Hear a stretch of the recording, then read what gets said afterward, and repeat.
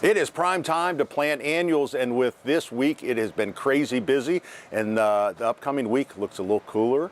Not that we're complaining, and so it's a great time to get out, get ready for the holiday. So I thought I'd go over some of the best plants that you may not know about. Maybe you do, but I thought I'd just be like a little review. These right here, fan flowers, scaevola is what it's called. This is just a great trailing flower, and it kind of gets overlooked sometimes, but it kind of works its way. It's great in pots because it sticks these little flower heads above the above whatever else you have in there. Beautiful, scaevola. Probably used these before. This is Calibrachoa or super bells or million bells. The genetics continue to get better and better. More flower, more different varieties of them, more colors, and I'm sure you're probably already using them, but they are the best. Get tired of that little grassy spike that sticks up in the middle of your pot. You could do Cleome right here. Is a great flowering plant that flowers all summer.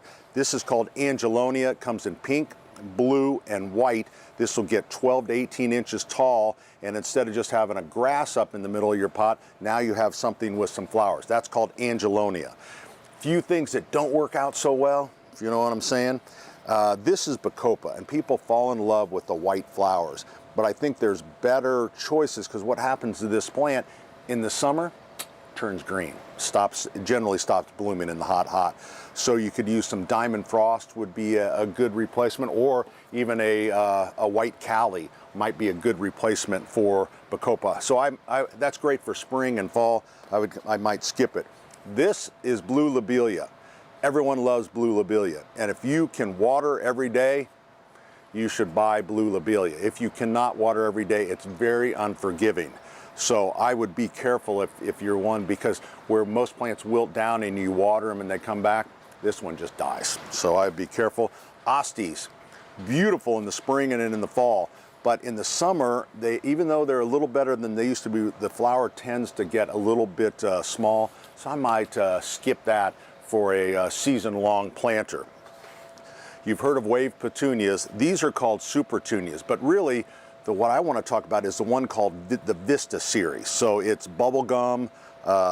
There's a few different colors, nothing real deep. There's no blues or anything like that. Fuchsia, but these things mound, and if you want to display, look for the bubblegum Vista series or the, like say Fuchsia, there's a couple others. And if you fertilize them out in front of our store, these get about 36 inches tall. Really, really beautiful.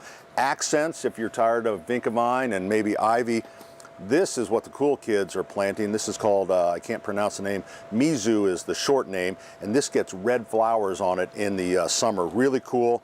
Everyone loves this. This is called Silver Falls Dichondra, I believe is the name of it. It's just a nice replacement, very silvery, and a sedum right here, lemon coral, that just kind of flows over. So just some different things to look at. For the shade, Terenia.